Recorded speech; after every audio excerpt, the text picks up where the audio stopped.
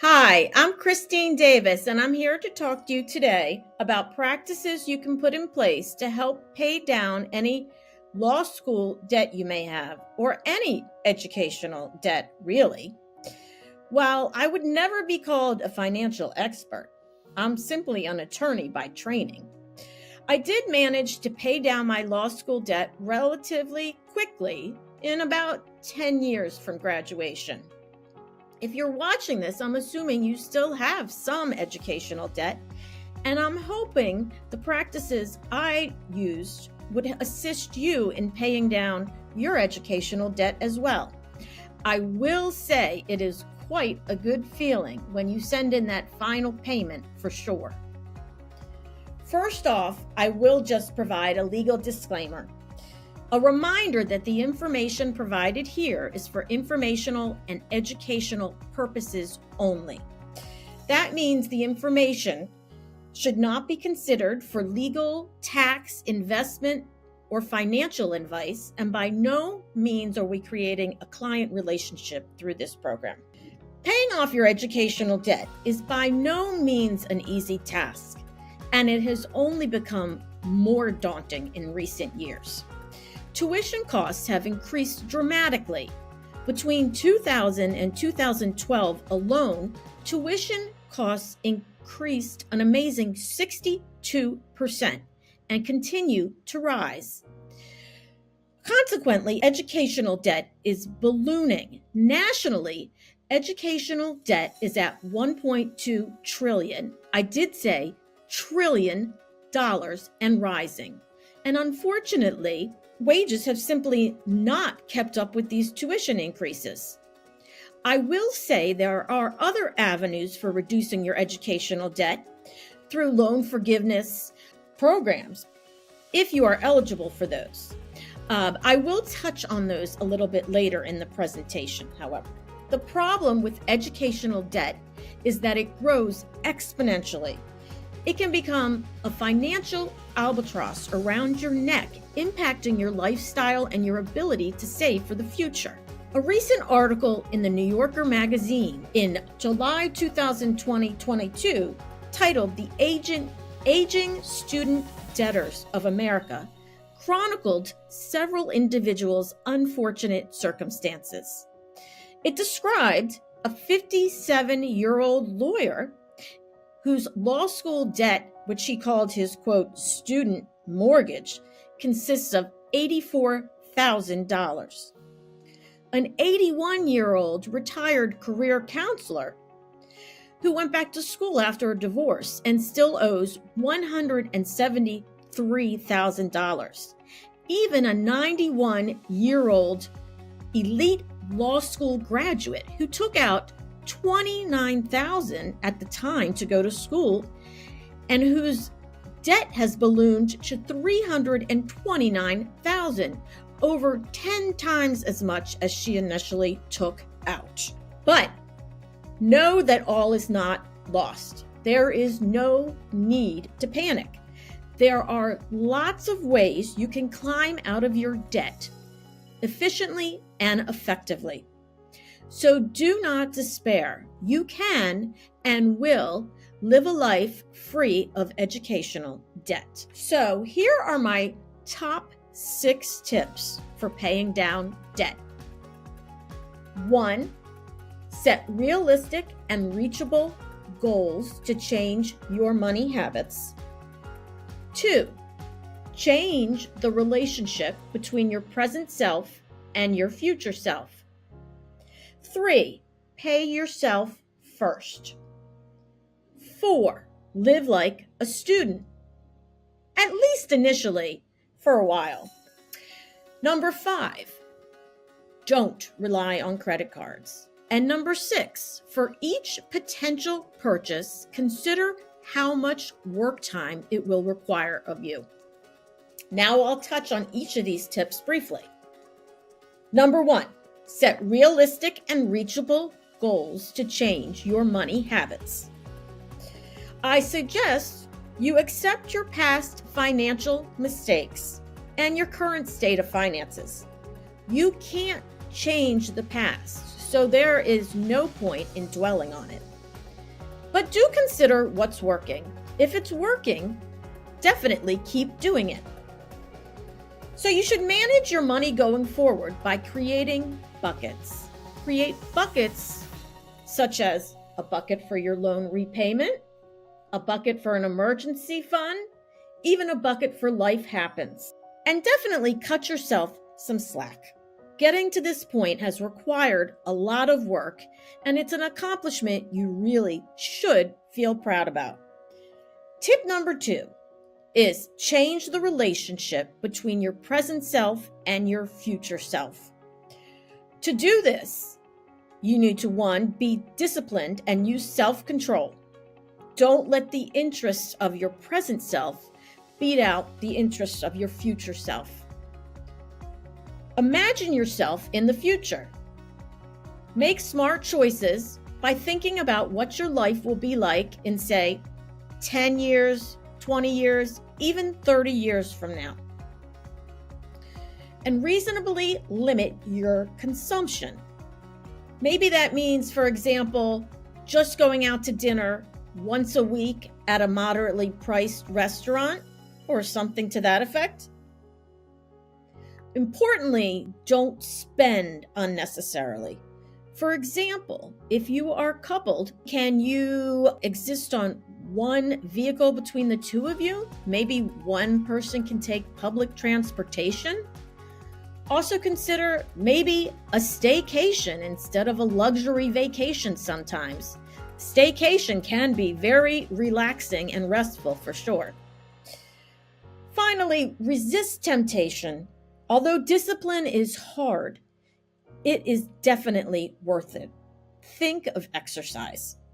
But don't deprive yourself of everything either. That could backfire like a crash diet. On this point, I came across a quote from 1836 that I thought aptly describes the tension between the present self and the future self. That quote is the following: "To abstain from the enjoyment which is in our power, or to seek distant rather than immediate results, are among the most painful exertions of the human will." While there's no question there's an unequal balance between the present self and the future self, still, the future self is way more powerful than you think. My tip number 3 is pay yourself first. How do you do that? Well, you make repayment of your school loan a priority. Put your repayment of your school loan up there with other essentials like room and board and groceries, that sort of thing. You should also try to pay more than the minimum amount on each of your payments for your loan repayment. It will definitely pay off in the long run. Be what I call repayment strategic. By this, I mean consider using a debt repayment calculator. For example, there's Credit Karma, to see just how much you can save by paying additional funds ahead of time. Also, when you receive unexpected funds, consider making additional payments for your loan as well. For example, if you get a windfall or a bonus from your job, or even an increase in compensation, consider making a payment towards the debt with at least a portion of that money. Now, that being said, do use some of those funds for something you yourself enjoy. Be it a nice dinner out, a ski weekend, a large screen TV, something for yourself.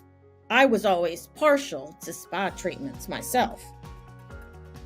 My last point is not technically about paying down debt, but I think it's worth mentioning from a financial perspective.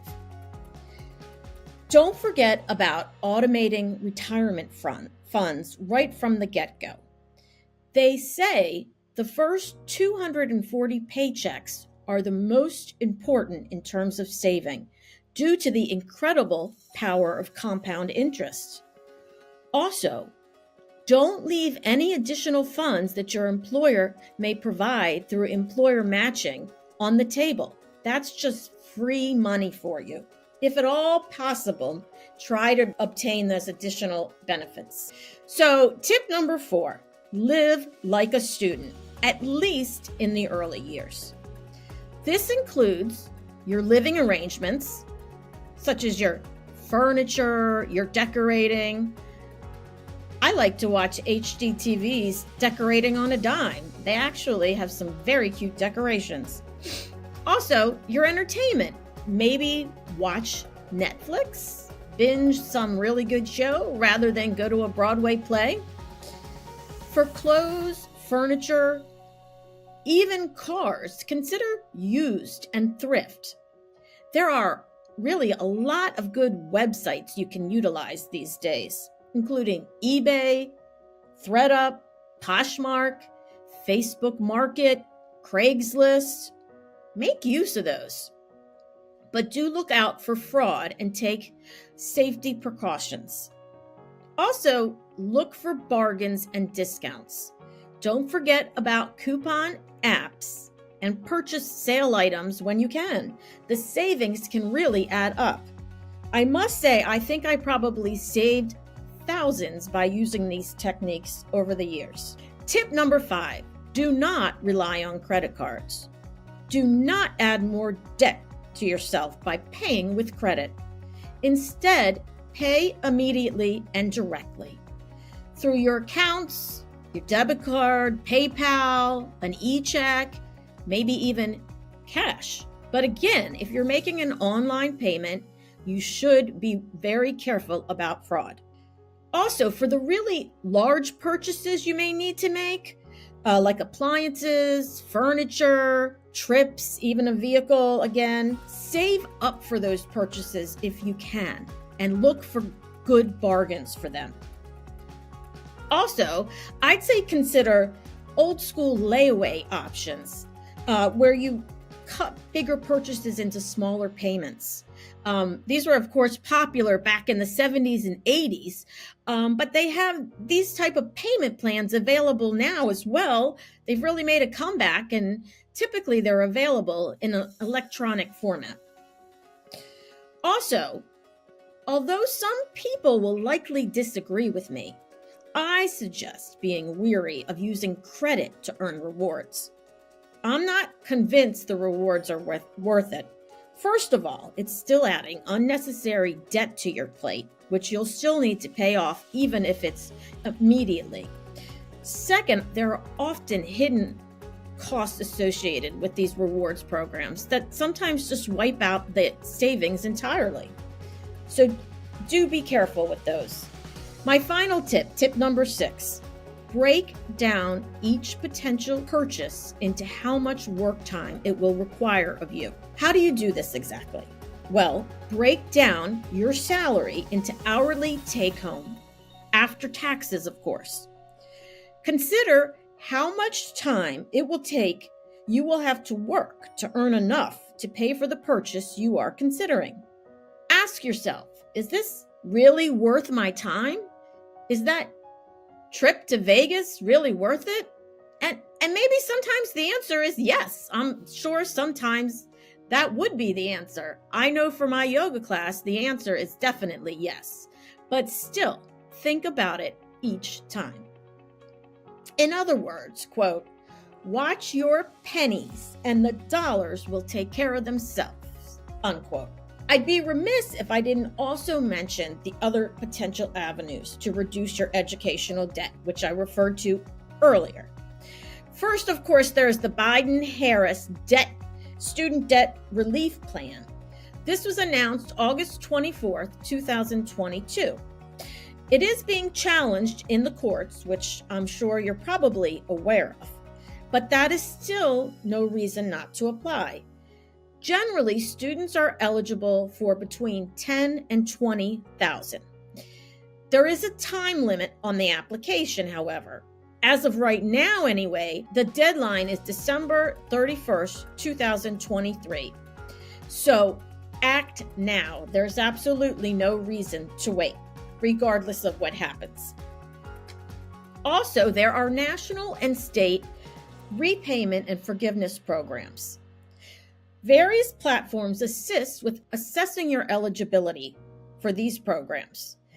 For example, there's the Financial Counseling Association of America, which has a website that can offer these services. Also, AARP has a very helpful tool called the Savvy Student Loan Repayment Tool, which you can check out on their website as well. Finally, don't forget about refinancing and consolidation. You can check with your lenders for that. So, in sum, here are my key takeaways to help you pay down that educational debt. First, while getting rid of this debt may be overwhelming at first, do not panic. It is doable and not nearly as difficult as it may first seem. Although it may be easier to pretend it's not there and say, well, it'll just be with me for the next 30 years, deal with it directly and affirmatively. Create an intentional plan, as I mentioned, and break it down into smaller goals that are doable and reachable. Don't be afraid to ask questions and seek assistance. It really can be very useful in these circumstances. Know that if you are disciplined, it can be accomplished. My spouse and I had over $250,000 in educational debt. I from law school and he from medical school, and we were able to pay it off within 10 years of graduation while still enjoying life by just following some of these practices. Now, don't forget about the other avenues for reduction of debt that I discussed, including loan forgiveness programs, as well as refinancing and consolidation. And make sure to contribute to retirement funds right from the get-go, if at all possible. Your future self really will thank you. Finally, don't completely deprive yourself, however. You can spend in moderation, and you really should. You're still living your life. In sum, everyone's circumstances are different, but by following these types of practices, you can at least make a large dent in your educational debt, while still living a good life and even saving for the future. Good luck on your journey. I know you can do this.